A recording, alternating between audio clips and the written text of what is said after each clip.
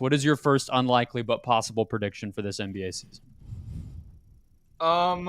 This was I did 3 fully baked ones and then a smattering of just like stupid one-liners that we can roll through later if needed. My favorite one I put together was the Bulls keeping their big 3 for the entire season. Because especially I wrote that like 3 days ago, and then after the LaVine 50 ball that wasn't close against Detroit, I was like, this is fucking phenomenal. Like, this is my one to start with, just because it's glaringly obvious to everyone here and everyone I talk to that the Bulls need to blow it up, and it has been for like a year and a half at this point. But Chicago's front office is like not only dumb, but they feel contrarian a lot of the time, where like they'll just be like, no, we're keeping it together because we don't, I don't know, for whatever reason. And I could definitely see if LaVine gets like that annual 34-point streak where he scores a bunch in like 8 or 9 straight games and they win like 6 straight games, that could be enough justification for the Bulls front office to be like, no, there's something here. Let's make some moves around the edges and let's see what we got come playoff time. So yeah, that's my first one. Is there somebody in that Bulls front office who's like, guys, we had this like, is there like a Snapchat, like the anniversary thing it does, Instagram, like the time hop situation where somebody can be like, no, we did this already. We've talked about this before every year for 5 years. Has anyone kept up with the fact that didn't actually work the other times? Also, Jack, I love the prediction, but you got to say mid 3. That's the nickname. Yeah. My fault. Yeah, I suppose so. Yeah. The mid 3. The mid 3. That's Bulls fans' go-to phrase for them. So I think we got to honor that. Chris, I like yours more than mine, so I want you to go next here. Unless you have Bulls thoughts, because I'm all for laughing. Well, I have the first night of the season. There's a lot there. I have a Bulls prediction. This is great synergy. Oh, sweet. Okay, let's get it. Alex Caruso, game-win shot, bald king. Alex Caruso will be the most impactful player dealt at the trade deadline. Ooh, I like that. I like that a lot. I think this is someone that if he ends up in the right situation, he plays big. He can defend a bunch of spots. He's kind of got he's got that PJ Tucker energy where he doesn't want to shoot as much as you would like.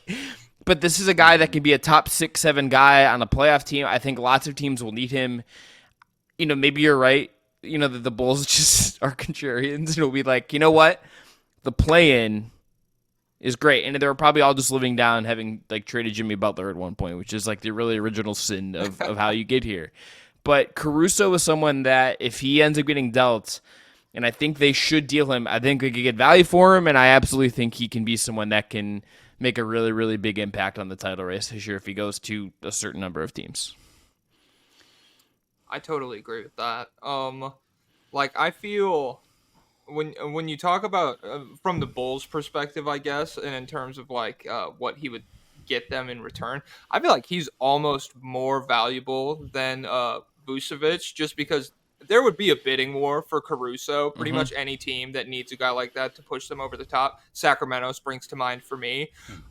They would be happy even overpaying for a guy like that a little bit, just because they're not going to like find somebody like that through the draft or free agency, it looks like.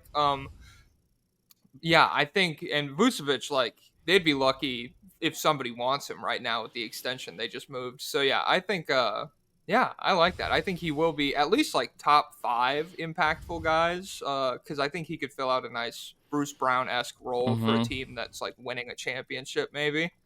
Caruso might have the best role player contract in the league. I mean, he makes less than $10 million this year and next year, and his value's way beyond that. I think we all agree. I don't love this prediction, Chris, because it would entail a pretty bad trade deadline. And I like excitement. No, I'm saying yours. If Caruso's the best guy to move, that would be awesome. I didn't say best. I didn't say best. Hold on. I didn't say best. I said most impactful. I didn't say best. That's an important distinction. There's a key distinction in my verbiage here, Brendon Kleen. This is a guy that's going to make an impact. Like James Harden's probably going to get dealt. Okay, there's going to be another big name at some point, and we're going to be like, wow, Jeremy Grant got traded. Holy crap. Okay. This is the guy at the deadline that's actually going to like contribute to winning basketball when the games get really in the mud. I like it. So there was news.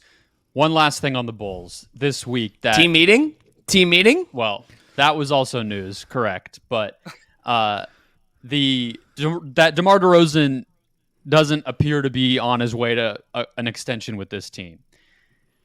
Is he more? Could he be more impactful if they did trade him? If Jack's prediction does not come true, and Chris's, I guess, also wouldn't come true. DeRozan feels like a guy who could get dealt here. Where would he fall in the impactful power rankings on deadline day? Do we think he can make an impact somewhere?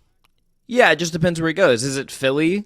Like Philly's kind of the one that kind of stares out. Is even if there's some concerns about defensively him and Maxey, even if he's defending up, like they need a ball handler to replace Harden. That would be kind of the spot. But like, what other contender I think really needs a DeRozan? It's really only Philly among the teams that have real aspirations this year, I would argue. I like the Knicks. Give me DeRozan on the Knicks. No? Okay. That's interesting. The Knicks are kind of in the mix for a bunch of people. I feel like the Philly fit is a lot more natural in terms of what they need. However, in terms of impact, DeRozan is way better than Caruso, and it's just like, I don't know. If a team moves for Caruso and they get into big playoff games, I feel comfortable that he can do what they task him with doing. If Philly moves for DeRozan and they're like, we need 27 a night for like a conference finals berth or whatever, like you need to consistently be a really good scorer for the entire playoffs. I feel like DeRozan's just like shown us time and time again that's probably not going to pan out. If they could get him to like maybe him and Tobias kind of sharing the third option role with Maxey really established as the second guy, I like that more in Philly, but still, I don't know. I'm not a big DeRozan guy, I guess. It's all fair. All right, I have my first one. Can I just ask you one last DeRozan thing, Brendon? Sure. What was the reason that he got traded from Toronto in the first place? Have we just kind of like forgotten that, I guess? Because he's now older. And he was traded not because he wasn't good. It's because he got roasted defensively over and over again in the playoffs. Like, I think like a team that trades for him is going to have to be able to ride that.